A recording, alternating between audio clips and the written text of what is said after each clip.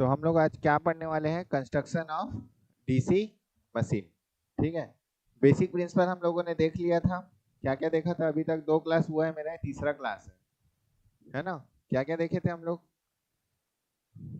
Basic principle देखे थे, laws देखे थे, टॉर्क कैसे जनरेट होता है वो समझ आया था हम लोग को, है ना। टॉर्क मतलब फोर्स कैसे जनरेट होता है जो कंडक्टर पे लगता है, वो हम लोगों ने देखा था। और क्या देखा था?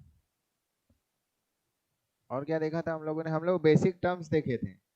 एक इलेक्ट्रिकल एंगल देखा था हम लोगों ने, और मैकेनिकल एंगल देखा था। कॉइल स्पान क्या होता है वो हम लोगों ने देखा था कि नहीं? और क्या देखा था हम लोगों ने? और नंबर ऑफ टर्न्स कैसे काउंट करते हैं ये देखा था हम लोगों ने, याद होगा, है ना। कॉइल लेंथ क्या होता है ये हम लोगों ने देखा था। ईएमएफ कैसे प्रोड्यूस होता है, इंड्यूस होता है कंडक्टर में, वो हम लोगों ने देखा था। तो बेसिक बेसिक चीजें आपको आना चाहिए, तभी आप आगे की चीज समझ पाएंगे। यदि आप रिवाइज करिए उसको जो मैं पढ़ाया हूँ, नोट्स तो आप लोग बनाए ही हो, ठीक है। आज हम लोग क्या देखने वाले हैं? आज हम लोग देखने वाले हैं वर्किंग प्रिंसिपल। वर्किंग प्रिंसिपल नहीं, कंस्ट्रक्शन ऑफ डीसी मशीन। ठीक है, तो कंस्ट्रक्शन ऑफ डीसी मशीन का मतलब क्या होता है, डीसी मशीन की बनावट कैसे है, ठीक है। अब उसमें क्या क्या पार्ट आता है कंस्ट्रक्शन में? कंस्ट्रक्शन में आता है आपका क्या क्या आता है? सबसे पहले हमको देखना है कि वो कौन से मटेरियल का बना है, पहला टॉपिक, ठीक है। दूसरा हम उसमें क्या देखेंगे, उसकी उपयोगिता क्या है, उसकी फीचर्स क्या है। और तीसरा हम लोग क्या देखेंगे, उसकी बनावट ऐसा क्यों है, कौन से मटेरियल का बना है, क्या उपयोग है। ये सब चीज हम क्या देखेंगे, उसका देखेंगे सभी पार्ट्स डीसी की मशीन के, ठीक है। तो चलो हम लोग चालू करते हैं। तो आप लोग का जो भी टॉपिक रहेगा वो क्या रहेगा, कंस्ट्रक्शन ऑफ डीसी मशीन।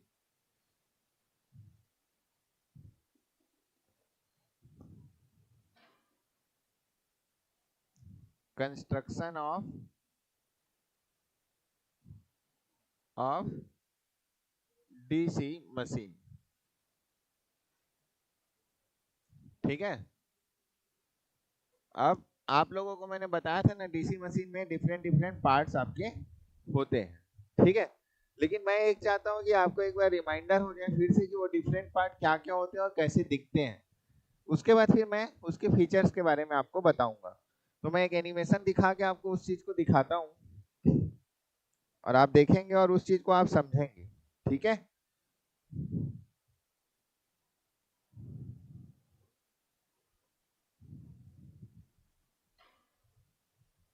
जैसे देखो, ये क्या है हमारा, ये क्या है हमारा, डीसी मशीन है, ठीक है। अब मैं आपको दिखाते जा रहा हूँ कि डीसी मशीन में क्या क्या है, इसको समझना आप, ठीक है।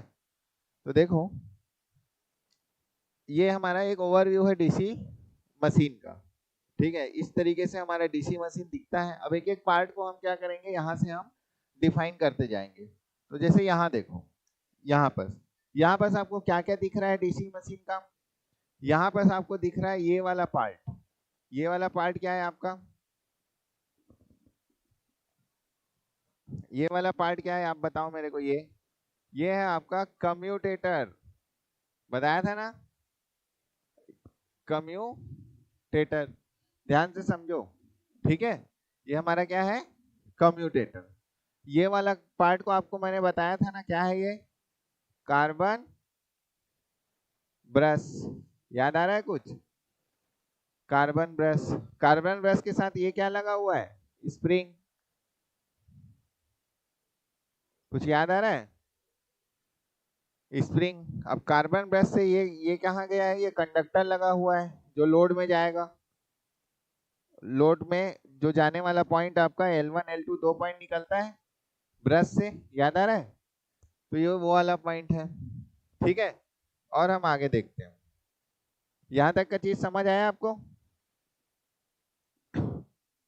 समझते जाना, ठीक है। मैं आपको एकदम स्लो और धीरे बहुत अच्छे से बताऊंगा इस चीज को। अब देखो, तो ये देखो, ये वाला जो पार्ट है वो आपका आर्मेचर पार्ट है। ये ऊपर जो आपको दिख रहा है वो क्या है आपका, स्टेटर पार्ट है। और इसको हम लोग रोटर भी बोल सकते हैं, ठीक है। अब देखना, अब देख मैं क्या करूंगा, ये क्या है आपका, यहाँ पर आप देखो, ये वाला जो पार्ट आपको दिख रहा है, ये वाला जो पार्ट आपको दिख रहा है, ये क्यों लगा है, क्या है ये आपका है फैन। क्यों लगाते हैं फैन? फैन हम लोग लगाते हैं फॉर कूलिंग पर्पस। कूलिंग क्यों करते हैं हम लोग? वाइंडिंग को ठंडा रखने के लिए, क्योंकि हर वाइंडिंग में क्या होता है, हीट लॉस होता है, ठीक है। तो इस वजह से हम लोग कूलिंग करते हैं। तो फैन को क्यों लगाए यहाँ पर? कूलिंग पर्पस से। समझ आया? ठीक है।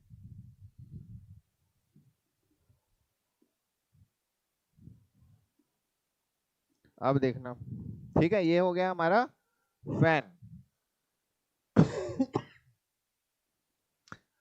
अब इसके बाद आपको दिख रहा होगा, अब देखना यहाँ से मैं आर्मेचर पार्ट को निकालूंगा, ठीक है, यहाँ से ये वाला जो है, अब देखो ये हो गया। अब देखो आपको क्या पता चल रहा है कि जो डीसी मशीन है, वो डीसी मशीन में दो पार्ट होते हैं, मैंने आपको पहले ही बताया था। एक पार्ट जिसको हम बोलते हैं स्टेटर, तो देखो स्टेटर वाला पार्ट आपका अलग हो गया और आपका आर्मेचर वाला पार्ट अलग हो गया, ठीक है। तो ये हमारा आर्मेचर वाला पार्ट है, रोटर वाला पार्ट है, ठीक है। तो इसको हम लोग क्या बोलते हैं, ये जो आपको दिख रहा है ना, ये जो है वो क्या है आपका आर्मेचर, ठीक है।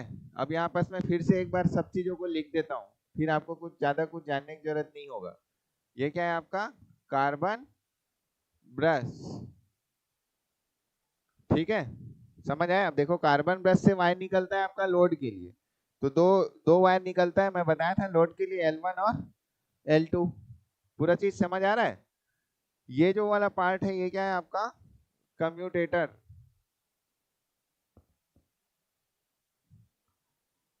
कम्यूटेटर, ठीक है। ये जो वाइंडिंग लगा है वो क्या का वाइंडिंग बना रहता है आपका, कॉपर वाइंडिंग, कॉपर वाइंडिंग है, समझ आ रहा है?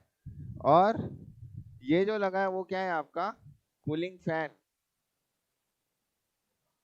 Cooling fan. ये जो है उसको क्या बोलते हैं आप लोग, शाफ्ट,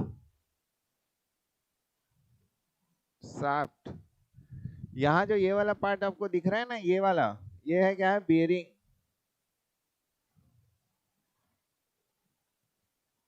बेरिंग। ये जो दिख रहा है आपको वो है स्प्रिंग। अब बताओ इसमें कोई डाउट है? यहाँ तक कोई डाउट है आपको? हाँ, पूरा पिक्चर क्लियर है ना, ए टू जेड?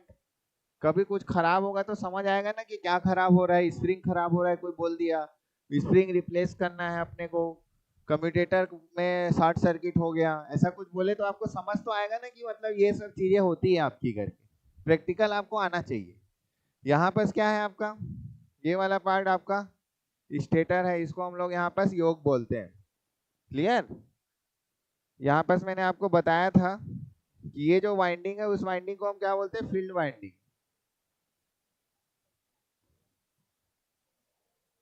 फील्ड वाइंडिंग बोलते हैं। और किस में लगता है ये फील्ड वाइंडिंग, पोल कोर में, ये चीजें हैं, समझ आया? पूरा पिक्चर क्लियर? तो हमको किसके किसके बारे में पढ़ना है, हमको आर्मेचर के बारे में पढ़ना है, और किसके बारे में पढ़ना है, हमको स्टेटर के बारे में पढ़ना है, हमको कम्यूटेटर के बारे में पढ़ना है, कौन से मटेरियल का बना है, उसका काम क्यों है, क्यों यहाँ लगाया गया है, ठीक है, समझ आया?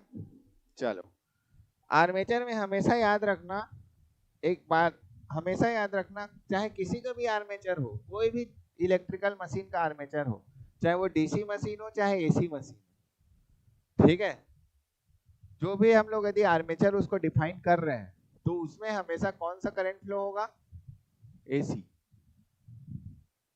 क्लियर? हमेशा याद रखना है, डाउट में नहीं होना है, ठीक है। अब आपको देखो एक कॉन्सेप्ट समझा रहा हूँ, कॉन्सेप्ट समझो। लेकिन भैया आप बताओ मेरे को L1 और L2 में कौन सा लोड लगने वाला है? L1 L2 में डीसी लोड लगेगा ना? आप चीज को समझना, L1 और L2 में कौन सा लोड लगेगा, डीसी लोड लगेगा। अब मेरे को ये बताओ आप, यदि यहाँ डीसी लोड लगेगा और मैं बोल रहा हूँ सर आर्मेचर में तो एसी आ रहा है, यहाँ तो एसी करंट फ्लो हो रहा है, लेकिन हमको यहाँ चाहिए डीसी, तो क्या मैंने यहीं पर कहीं पर रेक्टिफायर बताया आपको? हाँ, कहीं पर बोला मैंने कि रेक्टिफायर मैंने कनेक्ट किया है करके? बोला है? नहीं। लेकिन तो फिर कहाँ कहाँ से ये जादू हो जा रहा है? एसी टू डीसी कैसे हो जा रहा है बताओ? कैसे हो जा रहा है एसी टू डीसी?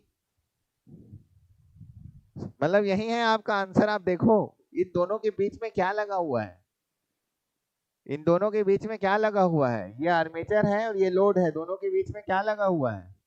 ये कम्यूटेटर, ये कम्यूटेटर। तो यही कम्यूटेटर क्या किसका काम कर रहा है? रेक्टिफायर का। समझ आया? यही कम्यूटेटर क्या काम कर रहा है अभी? रेक्टिफायर का। तो कहां से कहां जा रहा है हमारा? AC to DC. ठीक है, समझ आया? लेकिन यदि यही मैं मोटर मोटर की तरह मानूं, मैं मोटर मोटर में मैं यहाँ क्या लगाऊंगा? सप्लाई लगाता हूँ। अभी ये जनरेटर था तो ये लोड हो गया, ठीक है। अगर मैं यहाँ पर सप्लाई लगाऊं, डीसी सप्लाई, मैंने हमेशा बताया ना चाहे कुछ भी हो रहेगा यहाँ ऑलवेज एसी। तो मैंने यहाँ से डीसी दिया, फिर ये डीसी करंट इसमें गया, इसमें जाके फिर ये कम्यूटेटर में कुछ घटना घटी होगी, हम बाद में पढ़ेंगे उस घटने के बारे में। फिर ये क्या कर दिया, इसने क्या कर दिया? डीसी टू एसी कन्वर्ट कर दिया। तो डीसी टू एसी कौन कन्वर्ट करता है? इन्वर्टर। ठीक है, तो ये कम्यूटेटर क्या किसका काम करेगा? आपका इन्वर्टर। और ये क्या कर रहा है इसमें? ये डीसी टू एसी। ठीक है, तो इसी कम्यूटेटर को हम क्या बोलते हैं? रोटेटिंग रोटेटिंग रेक्टिफायर या फिर रोटेटिंग इन्वर्टर।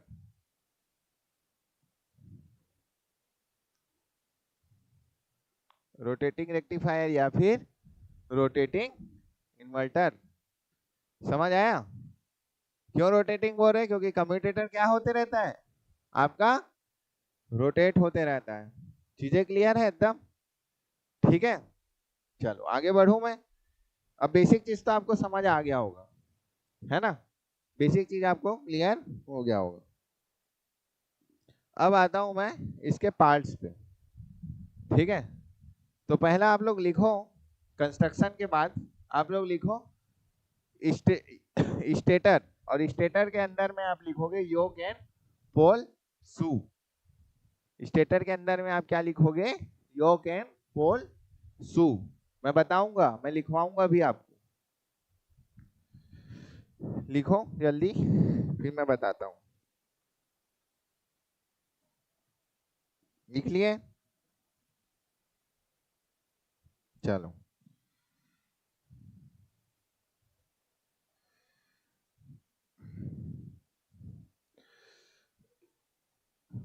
चलो अब देखो, अब ये ओरिजिनल मशीन मैं आपको सामने लाया हूं। अभी तो मैंने एनिमेशन से दिखाया आपको, ठीक है। अब मैं क्या किया हूं, मैं ओरिजिनल मशीन आपका सामने लाया हूं।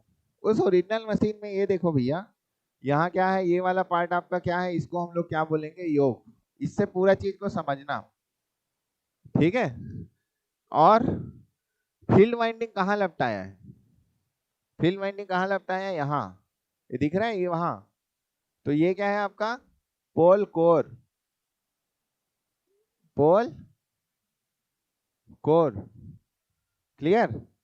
पोल कोर में क्या होता है आपका? फील्ड वाइंडिंग होता है। फील्ड वाइंडिंग कैसे लपटाया होगा इसमें? ध्यान से समझो, फील्ड वाइंडिंग कैसे लपटाया है इसमें? इस टाइप से ये गया ऐसा,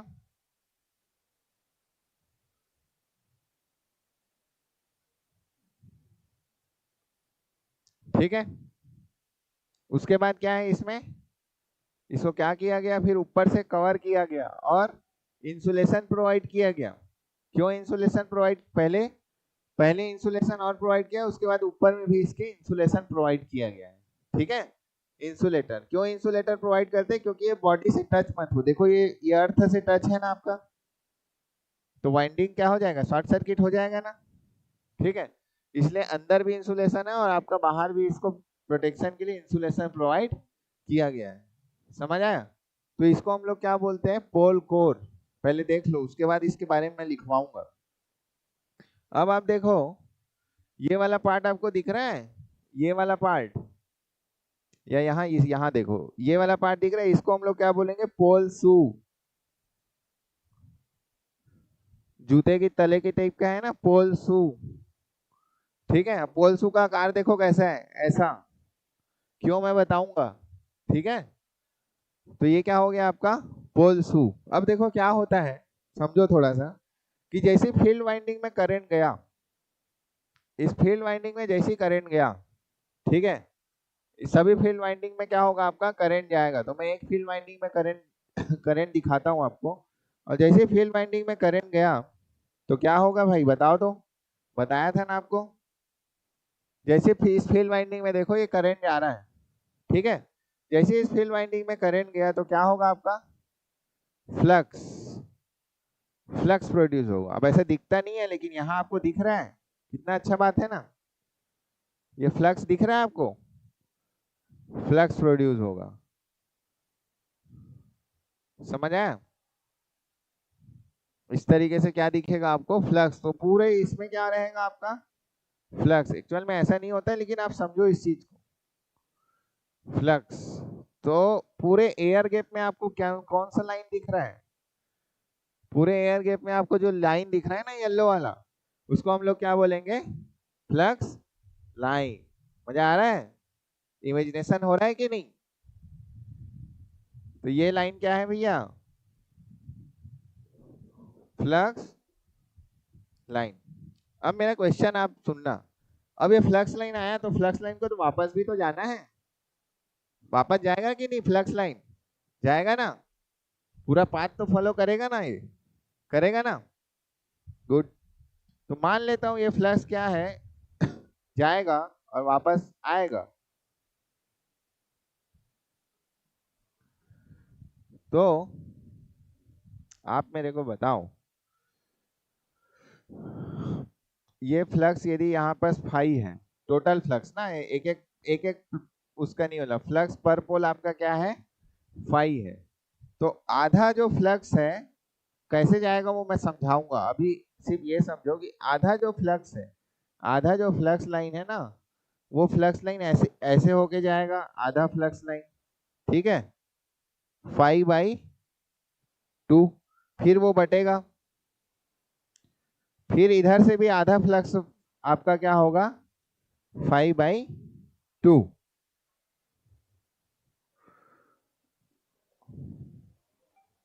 एक मिनट रुकना ना, एक,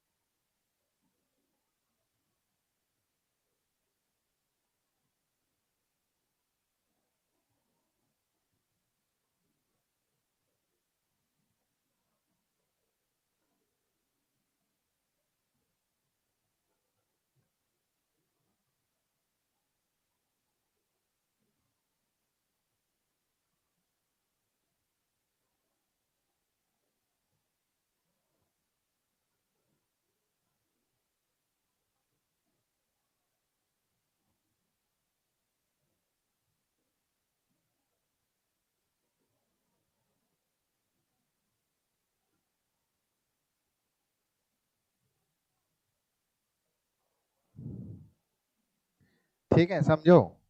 तो आधा फ्लक्स किससे जाएगा आपका, योग से। मैं इसको समझाऊंगा कैसे आधा जाएगा, लेकिन आप ये याद रखो कि योग से कितना फ्लक्स जाएगा, 1/2 फ्लक्स इधर और 1/2 फ्लक्स इधर, ठीक है, और पूरा मिला के फिर एक पूरा ये फ्लक्स फाई है। क्लियर हुआ सब? ठीक है, योग का काम क्या क्या है फिर बताओ। योग का दो काम है, एक इसको मैकेनिकल सपोर्ट दे रहा है ना मशीन को, योग का दो काम है, एक क्या कर रहा है योग, मैकेनिकल सपोर्ट दे रहा है योग, मैकेनिकल सपोर्ट दे रहा है, और दूसरा काम क्या है उसका, फ्लक्स को क्या कर रहा है, ये रिटर्न पाथ प्रोवाइड कर रहा है। ठीक है, फ्लक्स को इसने क्या किया, रिटर्न पाथ प्रोवाइड किया। क्लियर, कॉन्सेप्ट यहां तक क्लियर हुआ कि नहीं बताओ।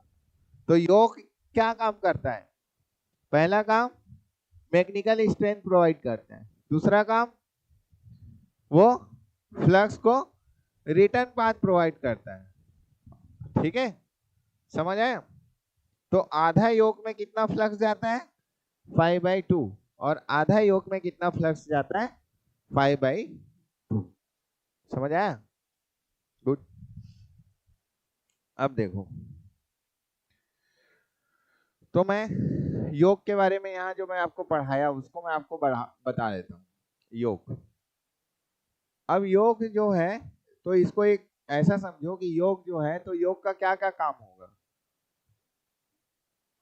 योग का क्या क्या काम होगा। तो योग, अब इसका डायग्राम बना लो, मैं जैसा लिखवा रहा हूँ वैसे ही लिखना, डायग्राम बनाओ। उसके बाद डायग्राम के बाद यहाँ पर हम लोग क्या लिखेंगे, उस योग का फीचर क्या है, फीचर, उस योग का फीचर क्या है। उसके बाद हम लोग उसको क्या लिखेंगे कि योग कौन से मटेरियल का बनता है। ठीक है, ऐसे में याद करने में आपको आसानी होगी, होगा कि नहीं।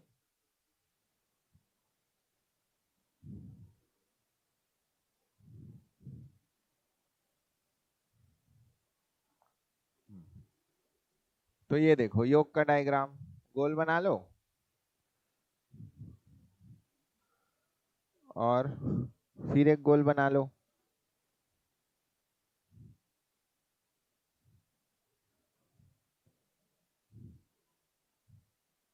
ठीक है, ये क्या हो गया आपका योग।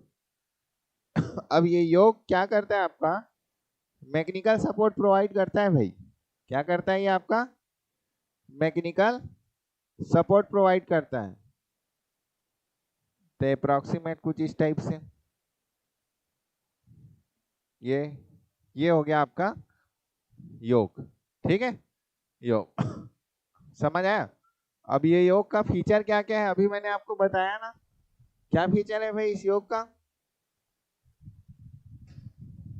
इस योग का पहला फीचर क्या है आपका, ये मैकेनिकल स्ट्रेंथ प्रोवाइड करता है, सॉरी मैकेनिकल सपोर्ट प्रोवाइड करता है, मैकेनिकल सपोर्ट प्रोवाइड करता है। ठीक है, दूसरा काम ये क्या करता है, फ्लक्स को रिटर्न पाथ प्रोवाइड करता है। फ्लक्स को ये क्या करता है, रिटर्न पाथ प्रोवाइड करता है।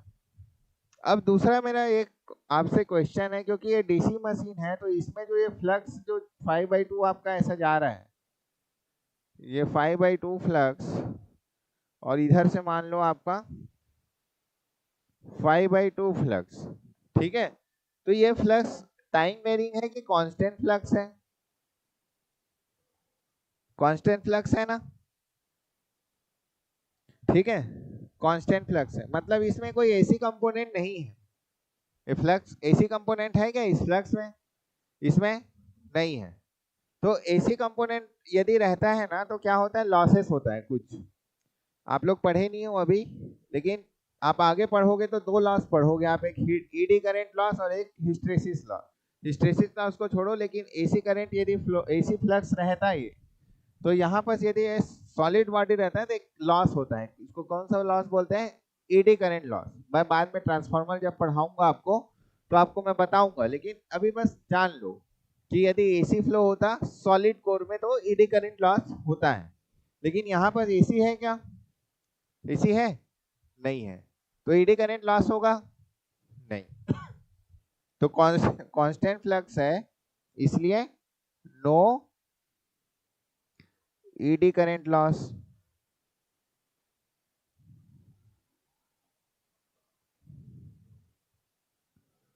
तो नो लेमिनेशन, ये वर्ड आपको अभी उतना समझ नहीं आएगा, बस इसको ये याद रखो कि यदि ईडी करंट लॉस होता है तो क्या होता है आपका, लेमिनेशन प्रोवाइड करना है। लेमिनेशन मतलब क्या होता है, एक सॉलिड बॉडी है ना, उसको काट देते हैं, ठीक है, उसके बाद फिर उसमें बीच में इंसुलेटर डाल के उसको क्या करते हैं अपन, चिपकाते हैं। इतना बस जान लो, ठीक है। क्यों करते हैं उसको मैं बाद में पढ़ाऊंगा, यहाँ पर उसकी जरूरत नहीं है। तो नो एडी करंट लॉस, इसलिए नो लेमिनेशन। लेमिनेशन मतलब ये जैसे सॉलिड बॉडी है ना, तो इसको पार्ट पार्ट में क्या कर दिया हमने, काट दिया। जैसे आलू रहता है ना, सॉलिड बॉडी, आलू को क्या करते हो आप, काट देते हो, समझ रहे हो। अब उसके बीच बीच में फिर आप मान लो क्या कर दिया आपने, मसाला भर दिया और उसको फिर से चिपका दिया, उसी टाइप से, उसी को लेमिनेशन बोलते हैं, ठीक है, समझ गए। और कुछ नहीं है। तो नो एडी करंट लॉस मतलब नो लेमिनेशन, ठीक है। अब तो इसमें कौन सा मटेरियल, अब देखो ये मटेरियल जो है वो डिपेंड करता है। आपका ये मशीन दो प्रकार से हो सकता है ना, स्मॉल रेटिंग की मशीन या स्मॉल साइज की मशीन, और दूसरा हो सकता है लार्ज साइज की मशीन। लार्ज साइज की मशीन हो सकता है कि नहीं, दो टाइप का मशीन हो सकता है आपका, एक स्मॉल साइज की मशीन हो सकती है, एक लार्ज साइज। साइज किसके ऊपर डिपेंड करता है, आपका रेटिंग ऊपर, इसलिए एक साइड मैंने रेटिंग दिखा दिया, एक साइड मैंने साइज, कि आप कंफ्यूज मत हो, ठीक है। तो स्मॉल रेटिंग या स्मॉल साइज, स्मॉल रेटिंग या स्मॉल साइज की मशीन में जो मटेरियल आपका यूज होता है उसको हम लोग बोलते हैं कास्ट आयरन। कास्ट आयरन, ठीक है, ये भी मैग्नेटिक मटेरियल है, तभी तो फ्लक्स को पाथ देगा ये, ठीक है। कास्ट आयरन ये भी मैग्नेटिक मटेरियल है, मैग्नेटिक मटेरियल, ठीक है। और लार्ज मशीन में, क्योंकि लार्ज मशीन है तो ज्यादा फ्लक्स को इजिली फ्लो करवाना है ना, तो इसलिए हम लोग यहाँ पर क्या प्रोवाइड करते हैं, स्टील। ये भी मैग्नेटिक मटेरियल है,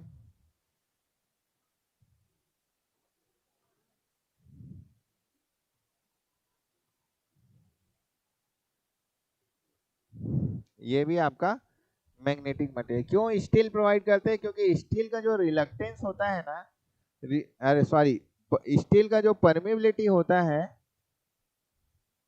ये ज्यादा होता है किससे, कास्ट आयरन से, ठीक है। स्टील का जो परमेबिलिटी होता है वो क्या होता है, कास्ट आयरन से क्या होता है आपका, ज्यादा होता है। तो जिसका जैसे मतलब ये समझो, कोई कंडक्टर होता है, किसी कंडक्टर की यदि कंडक्टिविटी ज्यादा है तो उसका रेजिस्टेंस क्या हो जाता है, कम हो जाता है ना, उसकी रेजिस्टिविटी कम हो जाती है कि नहीं, हो जाती है कि नहीं, तो करंट इजिली फ्लो हो जाता है, होता है ना। उसी तरीके से फ्लक्स में क्या होता है आपका, ये परमेबिलिटी होती है। अगर किसी का परमेबिलिटी ज्यादा है, इसको हम लोग कंडक्टिविटी के टाइप का समझो, किसी का परमेबिलिटी ज्यादा है तो उसमें फ्लक्स इजी फ्लो होगा, ठीक है, क्योंकि लार्ज मशीन है तो ज्यादा फ्लक्स चाहिए, तो इजिली हमारा वो फ्लक्स फ्लो हो पाए, कैरी कर पाए, ठीक है। इतना समझो, क्योंकि अभी मैग्नेटिक मटेरियल भी आप ज्यादा जानते नहीं हो, इसलिए मैं आपको एक सिंपल वे में समझा रहा हूँ। लेकिन जब आपको मैं ट्रांसफार्मर पढ़ाऊंगा तो पूरा मैग्नेटिक मटेरियल पहले पढ़ाऊंगा, उसके बाद फिर मैं ये सब पढ़ाऊंगा, ठीक है, तब आपको चीजें क्लियर होगी। अब मेरा एक क्वेश्चन है, आज का समय किसका किसका जमाना है यार, अब हम डीसी कैसे प्रोवाइड करते हैं, डीसी हमको मिलता कैसे, ये बताओ, डीसी मिलता कैसे है ओरिजिनली, हम क्या लगाते हैं, पावर इलेक्ट्रॉनिक कन्वर्टर लगाते हैं कि नहीं, ध्यान से समझना। यदि मैं पावर इलेक्ट्रॉनिक कन्वर्टर लगाता हूं तो ध्यान से एक डायग्राम को मैं बना रहा हूं, तो ये मान लो आपका क्या है, रेक्टिफायर है, रेक्टिफायर, ये क्या है आपका, एक रेक्टिफायर है। तो मैं क्या करता हूँ, यहाँ पर क्या दूंगा मैं, एसी सप्लाई, तो हमारे पास एसी है, ठीक है। अब उसके बाद हमको क्या मिलता है यहाँ से, डीसी मिलता है कि नहीं, डीसी। लेकिन आपको मैं एक चीज बता देता हूँ, ये जो डीसी मिलता है वो प्योर नहीं रहता, वो इम्प्योर रहता है। इम्प्योर डीसी का मतलब क्या होता है मैं आपको समझाता हूँ कैसे इम्प्योर रहता है, आप पावर इलेक्ट्रॉनिक में पढ़ोगे, ठीक है। इम्प्योर डीसी का मतलब ये होता है कि आपके इसमें डीसी कंपोनेंट के साथ साथ कुछ हाई फ्रीक्वेंसी के एसी कंपोनेंट भी होते हैं। अब डिफरेंट डिफरेंट फ्रीक्वेंसी के, ठीक है, कैसे ये सब बाद में पढ़ोगे। डिफरेंट फ्रीक्वेंसी, ठीक है, समझ आया। मतलब अब क्या हो गया, मेरे को डीसी प्योर नहीं मिल रहा, डीसी के साथ साथ मेरे को क्या मिल रहा है, एसी भी मिल रहा है। अब इसी सप्लाई को मैं किस में लगाऊंगा, योग में। लगा दो योग में, समझना, इस डायग्राम से समझना, ठीक है। बुक में आपको उतना क्लियर नहीं होगा, इस डायग्राम से समझना।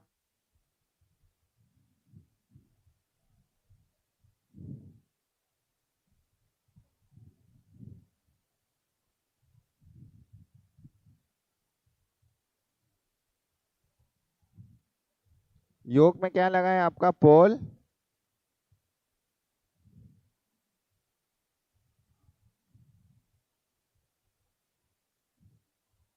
ये ऐसा, ध्यान से समझना, ठीक है। यहाँ पर क्या लगा हुआ है आपका, पोल कोर, है ना। यहाँ से ऐसा गया वाइंडिंग, यहाँ भी क्या लगा हुआ है आपका, पोल कोर, यहाँ भी फील्ड वाइंडिंग, याद है ना, डायग्राम दिखाया था आपको। और ये इसका 2 पॉइंट है, मान लो ये कौन सा पॉइंट है आपका, F1 और F2। अब ये 2 पॉइंट को मिलाने के लिए मान लो ये हमारा क्या हो गया, सप्लाई का S1 पॉइंट, सप्लाई का S2 पॉइंट। तो ये S1 पॉइंट को मैं मिला दिया इससे, और S2 पॉइंट को मैंने मिला दिया इससे, ठीक है।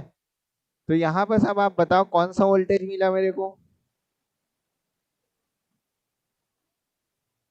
डीसी प्लस एसी मिला कि नहीं, ध्यान से समझो। यहाँ पर कौन सा मिला मेरे को, plus, DC plus AC. Practical चीज को समझो, ये प्रैक्टिकल बता रहा हूँ मैं, थ्योरेटिकली वही चीज है कि प्योर डीसी रहता है, लेकिन प्रैक्टिकल आपको यही मिलेगा। आज हम प्रैक्टिकल भी करेंगे ना, वो भी यही रहता है, डीसी प्लस एसी, ठीक है। इसका मतलब यहाँ जो फ्लक्स, ये जो योक में जो फ्लक्स फ्लो हो रहा है उसमें 2 प्रकार के फ्लक्स है, कांस्टेंट फ्लक्स भी है, plus plus time varying flux भी है। समझ रहे हो ना, ये जो मैं फाइल लिखूंगा ना, प्रैक्टिकल चीज बता रहा हूँ आपको, तो ये जो फाइल मैं लिखूंगा वो आपका कांस्टेंट फ्लक्स भी है, किसके कारण, इस डीसी के कारण, इस एसी के कारण ये क्या है, टाइम वेरिंग भी है। इसका मतलब ये है कि ये टाइम वेरिंग है, मतलब यहाँ पर कौन 2 फ्लक्स फ्लो हो रहा है, तो एक जो टाइम वेरिंग फ्लक्स है ना, ये वाला, ध्यान से समझो, ये वाला जो फ्लक्स है उसके कारण मैं आपको अभी थोड़ा देर पहले बताया ना कि एसी हुआ तो ईडी करंट आएगा, आएगा कि नहीं, ईडी करंट होगा। और ईडी करंट लॉस होगा तो योग को मेरे को क्या करना पड़ेगा भाई, योग को मेरे को क्या करना पड़ेगा, लेमिनेशन करना पड़ेगा, समझ आया। तो योग को मैं, अगर मैं प्योर डीसी हासिल करने में कामयाब रहा, ठीक है, तो मैं क्या करूंगा, लेमिनेशन नहीं करूंगा। लेकिन यदि मैं प्योर डीसी हासिल करने में कामयाब नहीं रहा तो मैं योग को क्या लेके करूंगा, लेमिनेशन करूंगा। क्यों लेमिनेशन करते हैं हम लोग, to reduce eddy current loss.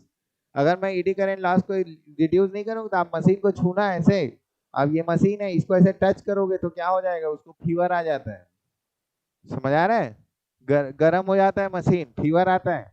आपको जब फीवर आता है तो कैसे लगता है, अच्छा लगता है, तो मशीन को अच्छा लगेगा क्या, है ना। तो ईडी करंट लॉस जो है ना, वो मशीन का क्या है, वायरल फीवर है। तो आप वायरल फीवर के लिए क्या करते हो, दवाई खाते हो, हाँ, दवाई खाते हो, एंटीबायोटिक खाते हो। तो इसका एंटीबायोटिक क्या है, लेमिनेशन, समझ गए, मशीन का एंटीबायोटिक क्या है, लेमिनेशन। Clear concept. तो कभी भी कोई बोला कि ईडी करंट लॉस आया तो क्या आपको सीधा याद आना चाहिए, फीवर, मशीन को फीवर हो जाएगा, और उसको हटाने के लिए उसका एंटीबायोटिक क्या देना पड़ेगा, लेमिनेशन। कॉन्सेप्ट क्लियर है? तो योग योग समझ आया कि नहीं आपको? समझ आया योग? पूरा क्लियर योग के बारे में?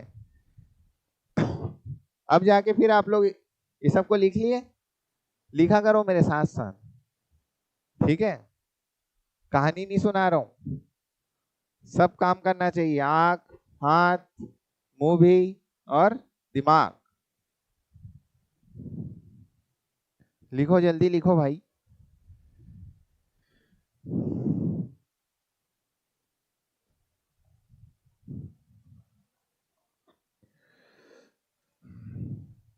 तो ये हो गया अबाउट द योग।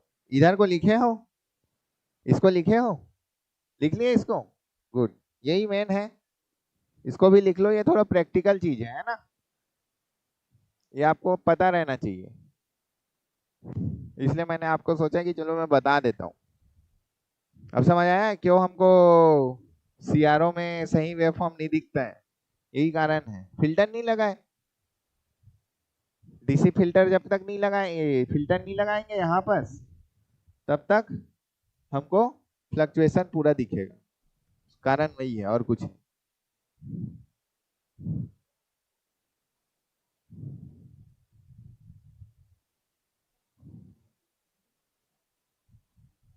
ठीक है भाई, मजा आ रहा है क्लास कि बोर लग रहा है? मशीन बस में बोर नहीं लगना चाहिए, चाहे एसी मशीन पढ़ो चाहे डीसी मशीन। आप लोग को मशीन तो मैं ही पढ़ाऊंगा, ठीक है? एसी भी और डीसी भी पूरा, वो मेरा पार्ट है।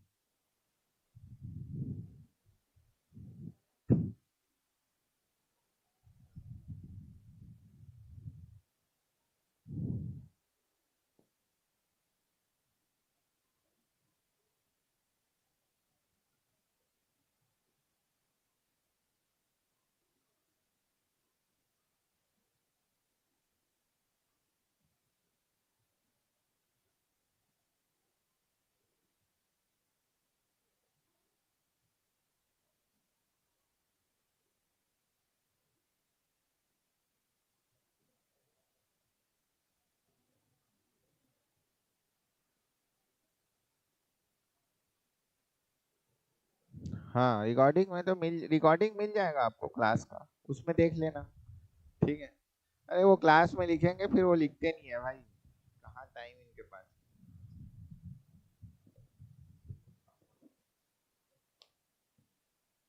वो यहीं लिख लिए तो लिख लिए लोग।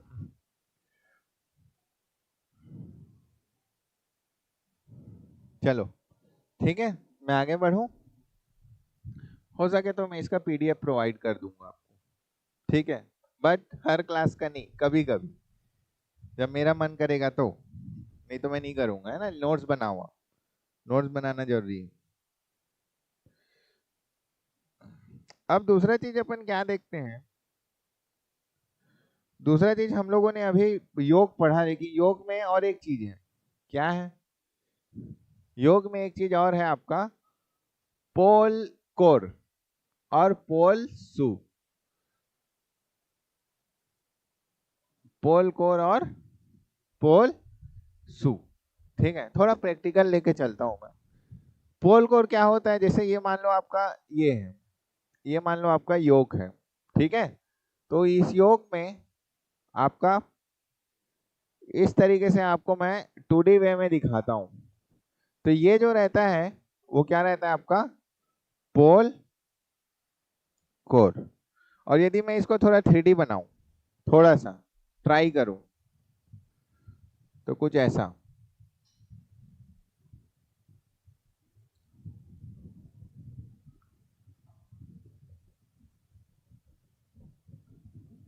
ठीक है? कुछ ऐसा। तो ये क्या है आपका पोल कोर।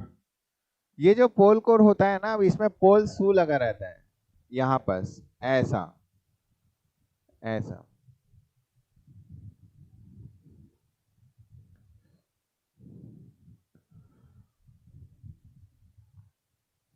अब मेरा क्वेश्चन ये है, ये कुछ ऐसा रहता है, थोड़ा 3D में समझोगे ना तो ज्यादा क्लियर होगा, ऐसा कुछ ऐसा रहे।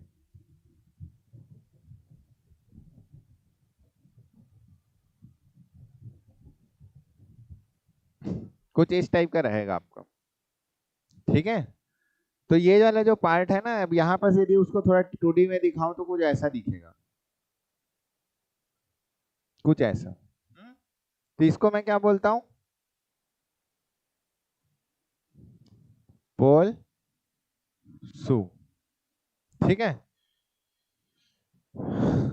तो ये जो पोल शू होता है ना वो लेमिनेटेड रहता है। क्या रहता है वो, लेमिनेटेड रहता है। तो लेमिनेटेड में क्या करना पड़ेगा मेरे को, इसको काटना पड़ेगा, ऐसा स्लाइस करना पड़ेगा कि नहीं, अभी बताया था ना। आलू को कैसे काटते हो, पतला पतला काटते हो ना, उसी प्रकार से आपको इस प्रकार इसको काटना है। ठीक है, इसी को लेमिनेशन बोलते हैं। क्यों क्यों क्यों काटते हैं हम लोग, to reduce eddy current loss. ठीक है, इसको फीवर से बचाने के। तो जब मैं इसको इस तरीके से काट के फिर जोड़ता हूं तो इस जो काटता हूं ना, कितना mm का थिकनेस रहता है जी उसका,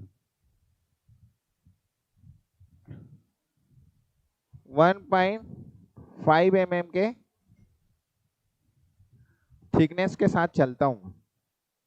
ठीक है, तो जो पोल शू होता है, पोल शू होता है वो क्या होता है आपका, लेमिनेटेड होता है। पोल शू जो होता है वो क्या होता है भाई, लेमिनेटेड होता है ना।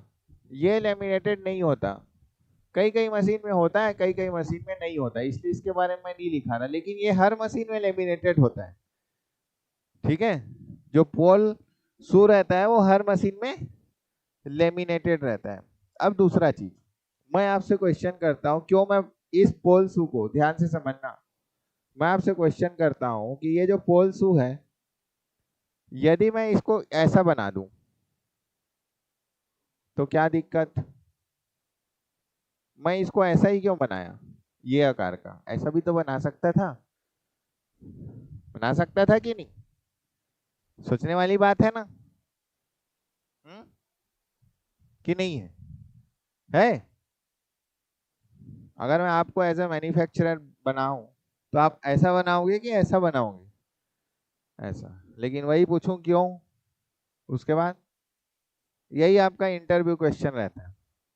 समझ आ रहा है, यही चीज को हमको समझना है कि हम ऐसा क्यों बनाए, ऐसा मैं क्यों बनाया। अब देखो, यदि मैं यहाँ पास इमेजिनेशन करो कि ये मेरा क्या है, आर्मेचर है, इमेजिनेशन करो, ये मेरा क्या है, आर्मेचर है, इमेजिनेशन हो रहा है ना, आर्मेचर का वो वाला पाथ। यदि ये आर्मेचर है तो मेरे को बताना ये फ्लक्स कैसे चले जाएगा, ऐसे, ध्यान से समझना। थोड़ा सा और बड़ा बनाता हूँ तो क्लियर होगा, थोड़ा सा और बड़ा बनाने दो, ठीक है।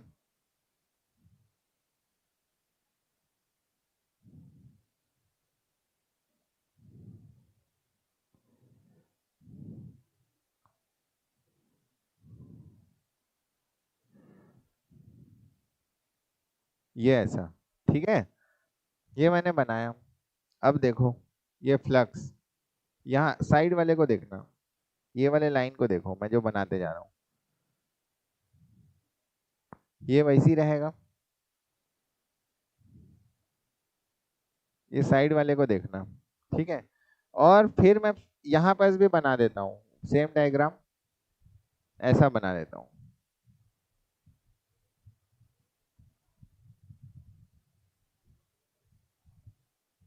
ये ऐसा। और यहाँ पर भी यदि मैं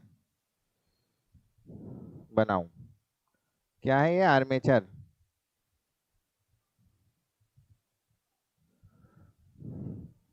फ्लक्स लाइन को देखो,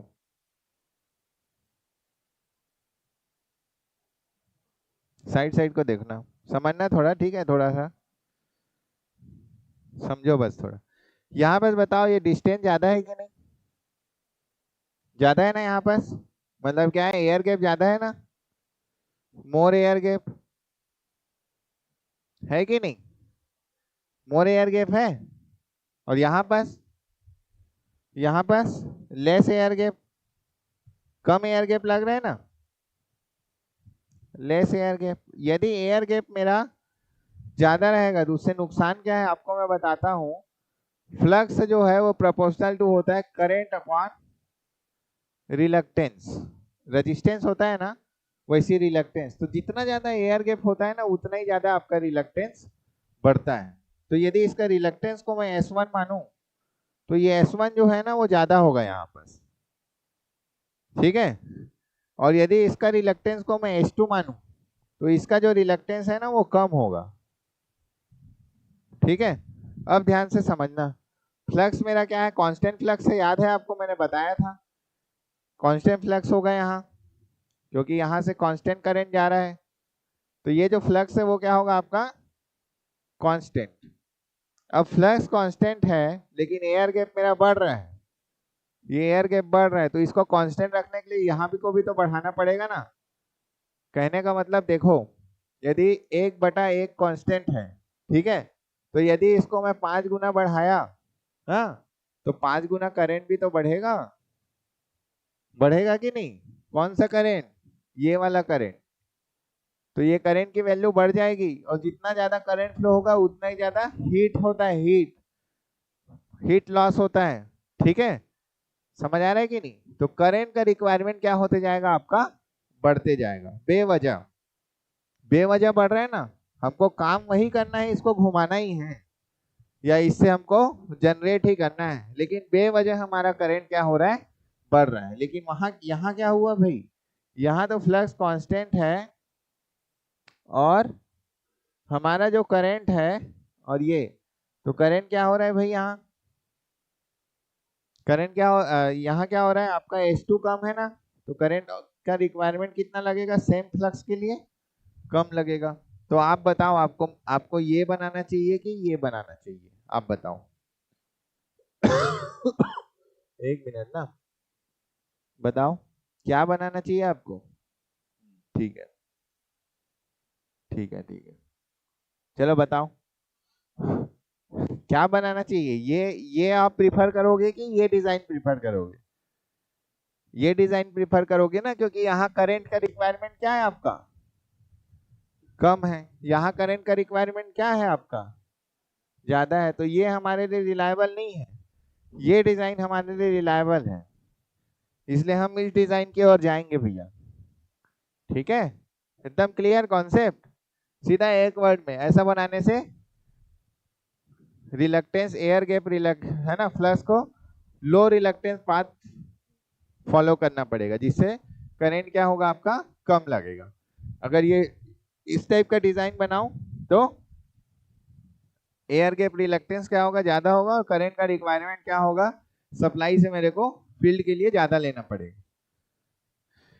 समझ आया ये चीज, लिख लिए, नहीं तो लिखो, पहले नहीं लिखा करो, हाँ साथ साथ लिखो तो ज्यादा अच्छा रहेगा, ठीक है।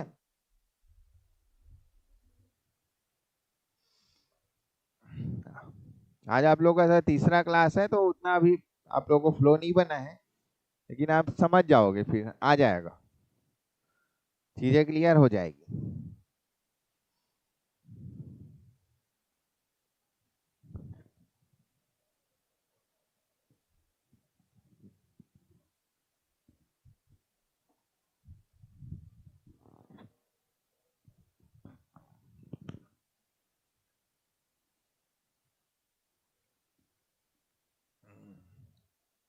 आगे बढ़े, जल्दी जल्दी जल्दी जल्दी लिखो। खाना वाना खाए हो, कल तो खाए हो। सुबह भी खाए हो। कहाँ गया वो सब एनर्जी, एनर्जी बूस्टर तो खाए हो।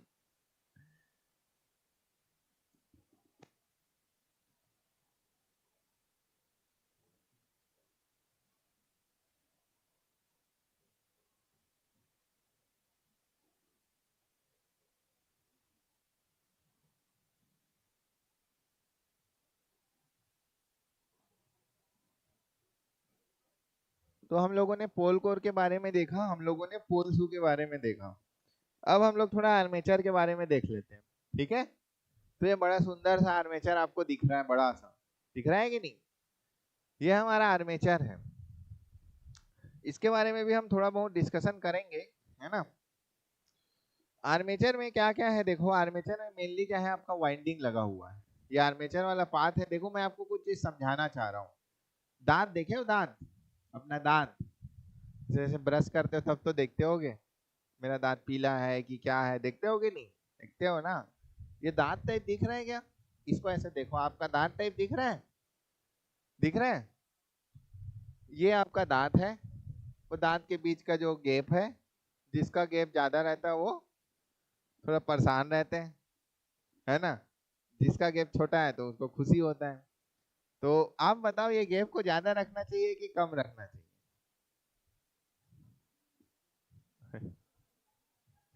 कम रखना चाहिए, ठीक है। डिपेंड है वो कंडक्टर के साइज पे, लेकिन मैं बताऊंगा इसके बारे में, ठीक है। तो देखो दांत है ना, ये वाला दांत है। तो दांत को क्या बोलते हो आप लोग? इंग्लिश में क्या बोलते हो दांत को? टीथ। तो ये क्या है भैया आपका? टीथ, ठीक है।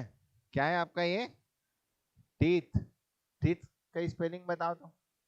T E E T H.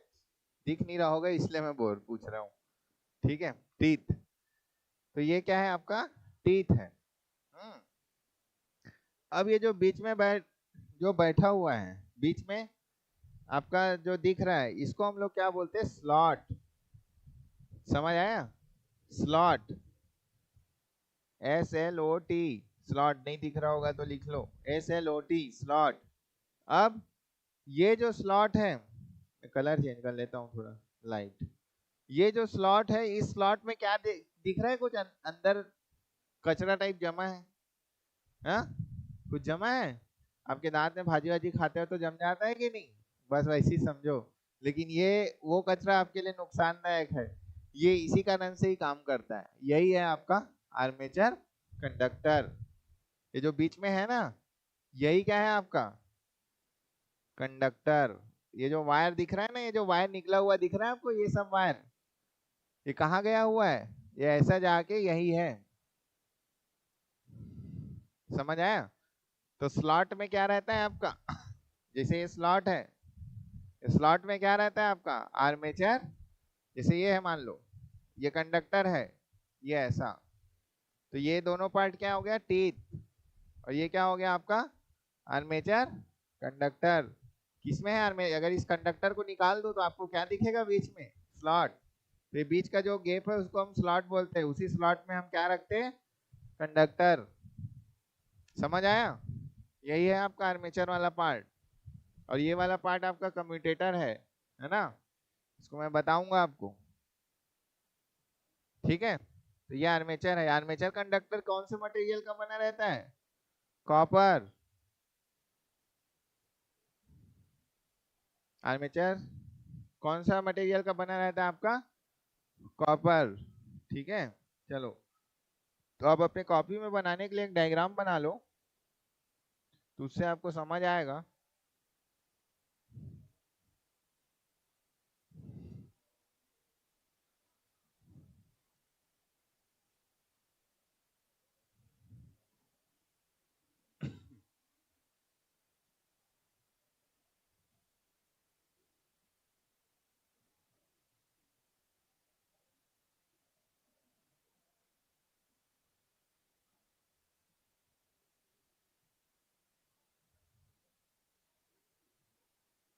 ठीक है।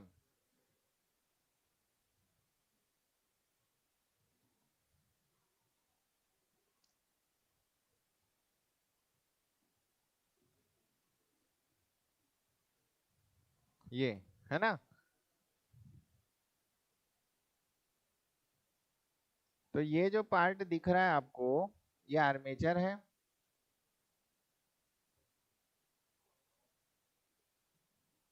ये जो आर्मेचर का कोर, ये आर्मेचर जो दिखता है, ये होता है आपका लेमिनेटेड होता है। क्यों लेमिनेटेड होता है? अब तो याद हो गया होगा। क्यों लेमिनेटेड होता है? आर्मेचर में कौन सा करंट फ्लो होता है? एसी, एसी आया तो ईडी करंट आया तो फीवर, फीवर को हटाना है तो लेमिनेशन। ठीक है, क्लियर, याद, समझ आया। तो लेमिनेशन रहता है क्योंकि एसी है भैया, जहां एसी वहां लेमिनेशन। ये कौन से मटेरियल का बना रहता है? Silicon steel. ठीक है, कौन से मटेरियल का बना रहता है ये? Silicon steel. ठीक है। ये वाला जो पार्ट होता है इसको हम लोग क्या बोलते हैं? टीथ। टीथ। ये जो बीच का जो गैप है, ये वाला गैप, इसको हम क्या बोलते हैं भैया? स्लॉट। स्लॉट। इसी स्लॉट में क्या होता है आपका? कंडक्टर रखाता है। ठीक है, अगर मैं इसे दिखाऊं आपको थोड़ा जूम करके, यदि ये मेरा स्लॉट है, यदि ये मेरा स्लॉट है तो ये मेरा कंडक्टर है। समझ आ रहा है ना? तो ये कंडक्टर आपको ऐसा दिखेगा। तो कंडक्टर या तो इसमें करंट क्रॉस हो सकता है, या तो कंडक्टर से करंट बाहर भी निकल सकता है। क्रॉस डॉट तो आपको समझाया हूं ना मैंने। ठीक है, ये तो ये आपका स्लॉट है और ये आपका कंडक्टर है। चीजें समझ आई? ठीक है, यदि इस पार्ट को मैं जूम करूं तो ऐसा दिखेगा।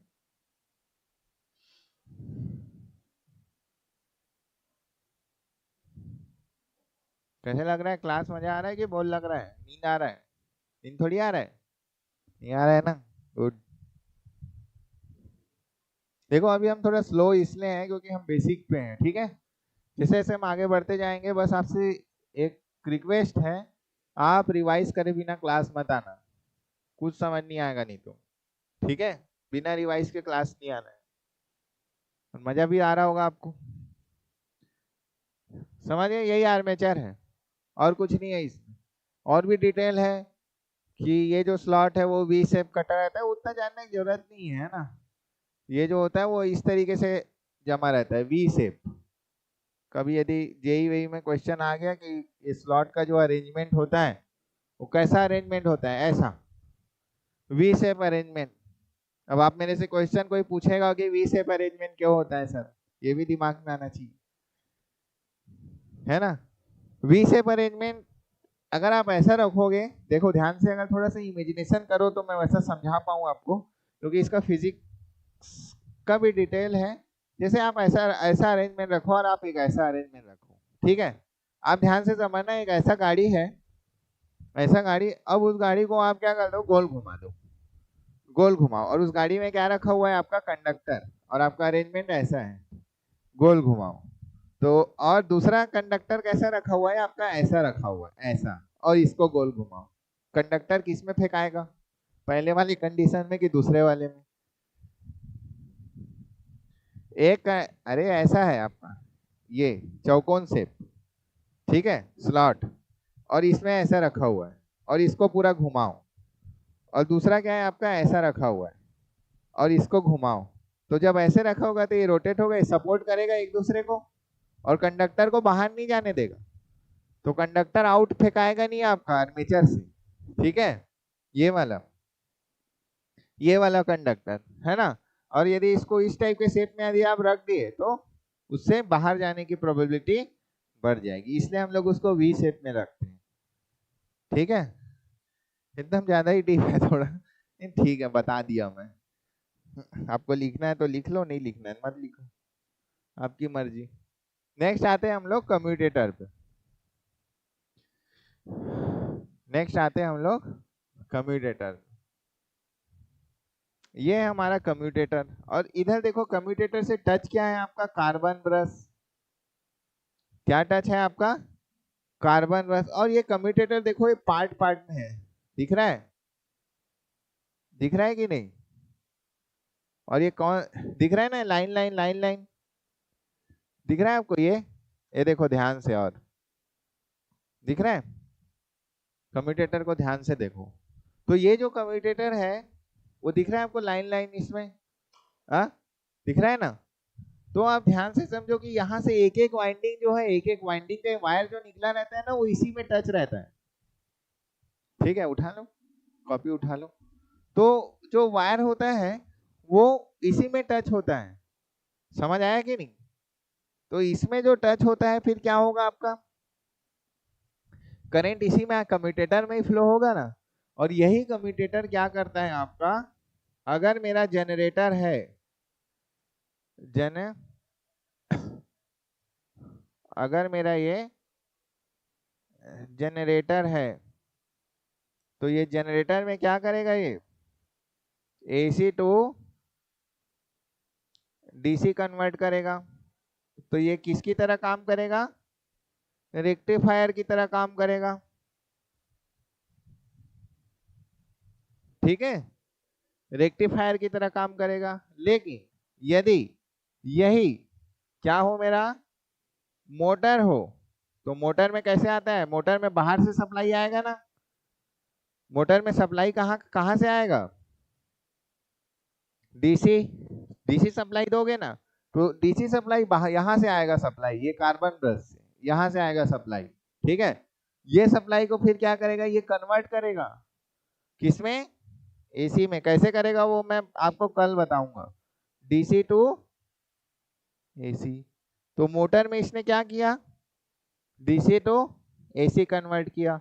और जैसे इसने डीसी टू एसी कन्वर्ट किया, तो इसका जो बिहेवियर किसकी तरह हो गया, इन्वर्टर की तरह। ठीक है, इन्वर्टर, इसको लिख लो, ये वाला पार्ट को। ठीक है, समझ आया? और दूसरा चीज, आपको कार्बन ब्रश तो दिख रहा है ना, लास्ट पार्ट कार्बन ब्रश दिख रहा है ना, तो ये आपका कार्बन ब्रश है। अब मेरा क्वेश्चन, ये आपके लिए होमवर्क है, सब चीज को बताऊंगा तो आप क्या करोगे, आपके लिए ये होमवर्क है कि कार्बन मटेरियल ही क्यों यूज करते हैं और इसकी क्या क्या प्रॉपर्टी है।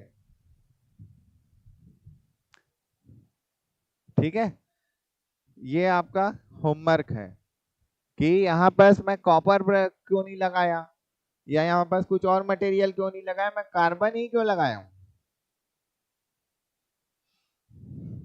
ठीक है, ये आपको बताना है। चलो इसको लिखो, पहले कम्यूटेटर लिखो, और कम्यूटेटर में ये लिखो, जनरेटर में कम्यूटेटर क्या करता है और मोटर में कम्यूटेटर क्या करता है।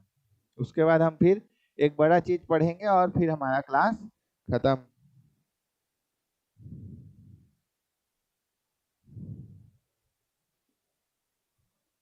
जल्दी लिखो।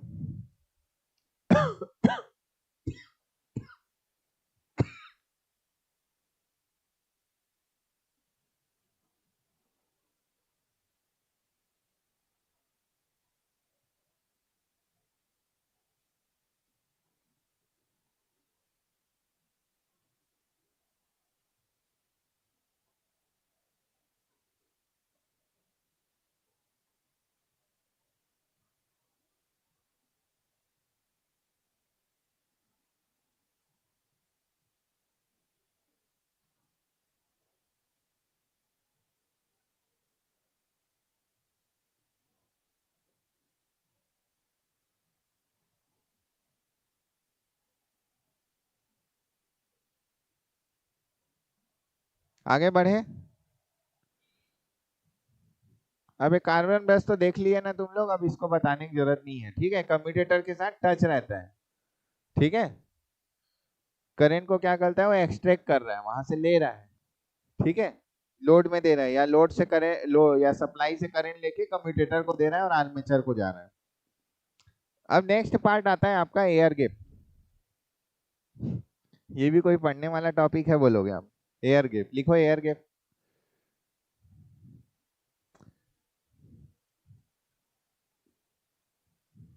एयर गैप लिखो। अरे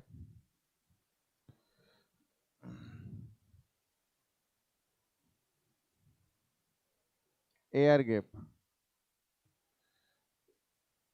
अब ये एयर गैप क्या होता है, मैंने आपको बताया ना, एयर गैप क्या होता है अभी। हाँ, मैं फिर से बता देता हूँ। ये मान लो क्या है, आपका आर्मेचर है, ठीक है, और ये मान लो आपका क्या है,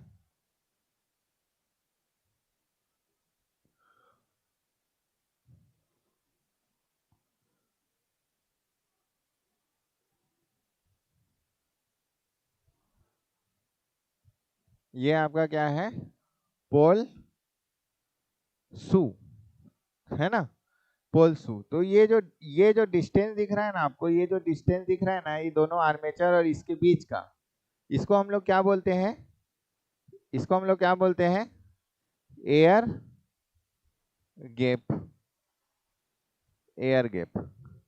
अब आप मेरे को बताओ, एयर गैप को कम रखना चाहिए कि ज्यादा रखना चाहिए, है? एयर गैप को हमेशा हमको क्या करना चाहिए, मिनिमम रखना चाहिए।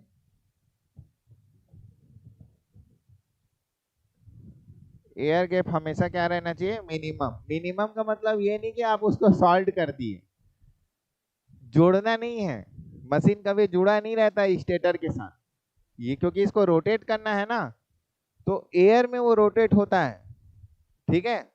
ये मान लो आपका स्टेटर है, और ये मान लो आपका आर्मेचर है, तो ऐसा रोटेट होता है। तो ये जो बीच का जो गैप दिख रहा है ना, इसके बीच में, ये आपका क्या है, ये आपका क्या है, ये ऐसे घूम रहा है समझो। तो ये बीच में जो गैप है वो एयर गैप है। एयर गैप हमेशा क्या रहना चाहिए, मिनिमम। तो डीसी मशीन का जो एयर गैप होता है, उसकी जो वैल्यू होती है वो 1 mm से 1 mm टू 6 mm तक वेरी करता है, पता है। 1 mm मतलब समझते हो, स्केल देखे हो, स्केल देखे हो कि नहीं, उसमें का 1 mm, इतना बड़ा 1 mm, है ना। तो 6 mm एक 15 सेंटीमीटर के स्केल में 6 mm, इतना छोटा रहता है ना 6 mm, लगभग 5 mm, इतना, उतना ही एयर गैप रहता है। तो 1 mm किसके लिए रहता है, 1 mm रहता है आपका small size machine. Small size machine का मतलब स्मॉल रेटिंग का मशीन। जैसे मान लो 1 किलोवाट का मशीन है फॉर एग्जांपल, तो वो स्मॉल साइज का मशीन है। तो स्मॉल साइज के मशीन में आपका कितना एयर गैप रहेगा, 1 mm का। और जो लार्ज साइज का मशीन है, मान लो 800 किलोवाट का मशीन फॉर एग्जांपल, तो लार्ज साइज के मशीन के लिए